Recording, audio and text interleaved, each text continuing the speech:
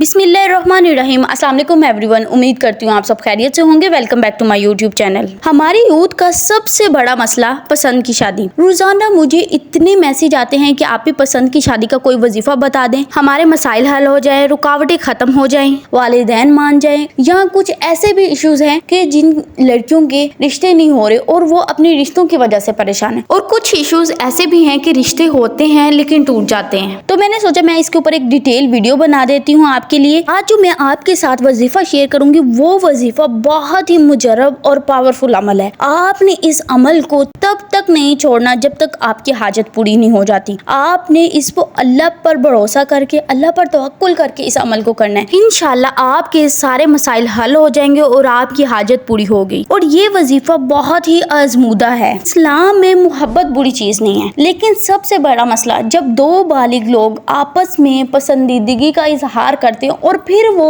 अपने रिश्ते को हलाल करना चाहते हैं, निकाह करना चाहते हैं। जब वो अपनी पसंदीदगी का इजहार अपने घर वालों के सामने करते हैं तो उनके लिए बहुत सी रुकावटें और मसाइल पैदा हो जाते हैं। वालिदैन का पसंद की शादी के लिए ना मानना, जात का मसला, खानदान से बाहर शादी करने का मसला, ऐसे मसाइल जिनका इस्लाम से कोई ताल्लुक ही नहीं है। इस्लाम में हमें निकाह करने के लिए किन चीजों पे गौर करने का कहा गया है कि सबसे पहले लड़का या लड़की का दीन देखा जाए, उसके बाद उनका अच्छा इखलाक और नरम मिजाजी देखी जाए, फिर उनकी माली इस्तिताअत देखी जाए। लेकिन आजकल जो हमने अपने लिए मसाइल बनाए उनका इस्लाम से कोई ताल्लुक नहीं है। जो वालिदैन अपने बच्चों की पसंद की शादी में रुकावट बन रहे हैं उनको अल्लाह के सामने इसका जवाब देना होगा, क्योंकि वो इनडायरेक्टली उनको जल्दी निकाह से रोक रहे हैं। तो उन वालिदैन से गुजारिश है कि वो अपने बच्चों के निकाह में देर ना करें, वो उनको इस्लाम के मुताबिक देखें। इस्लाम जो हमें चीजें देखने के लिए कहता है आप उनको देखें और उनके लिए निकाह को आसान बनाएं ताकि वो हराम रिश्ते, हराम रिलेशन से बच सकें। और हमारे दीन में भी निकाह को आसान बनाने का हुक्म दिया गया है। हमारे पास इस्लाम में बहुत सी ऐसी मिसालें मिल जाती हैं जहाँ पे पसंद की शादियां हुई हैं। हजरत खदीजा रजी अल्लाह तआला अन्हा ने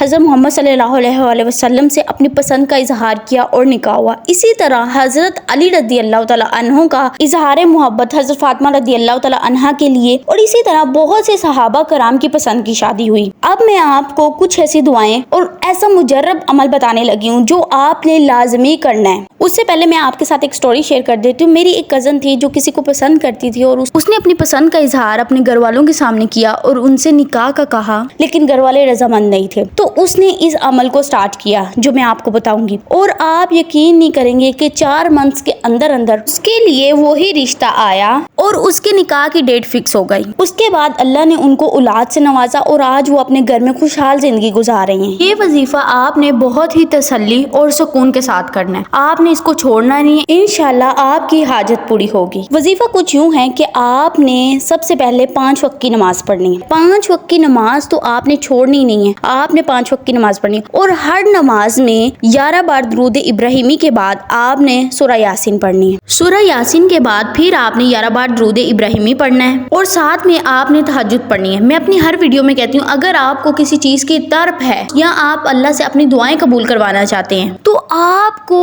उस टाइम में उठना है जब अल्लाह की जात आपको पुकारी, अल्लाह की जात आपको नवाजने के लिए तैयार है। अगर आप अपनी कोई दुआ कबूल करवाना चाहते हैं और उसके लिए आप तहज्जुद नहीं पढ़े तो असल में आपको उस चीज को हासिल करने की तरफ ही नहीं है। आप उस टाइम उठे जब सब सो रहे हैं। तो तहज्जुद में आपने 2 नफल के बाद आपने इस्तगफार करना है, ठीक है, 1000 टाइम आपने तहज्जुद में इस्तगफार करना है। 5 वक्त की नमाज में आपने सूरह यासीन को पढ़ना है, अव्वल आखिर 11 बार दुरूद इब्राहिमी के साथ। हर अमल को आपने अल्लाह की रजा के लिए करना है। उसके बाद आपने अल्लाह के सामने अपनी हाजत रखनी है और अल्लाह से आपने रो रो के दुआएं मांगनी है और अल्लाह से आपने आसानियां पैदा करने के लिए दुआ मांगनी है। बेशक वही जात आसानियां पैदा करने वाली है, बेशक वही जात है जो दिलों में मोहब्बत डालने वाली है। और याद रखें आपने दुआ करते हुए कोई नेगेटिव अल्फाज नहीं बोलने। नेगेटिव अल्फाज का क्या मतलब है कि आपने ये नहीं बोलना कि या अल्लाह अगर वो मुझे नहीं मिला तो मैं मर जाऊंगी। आपने इस तरह के अल्फाज नहीं बोलने। आपने اللہ سے اللہ کی رضا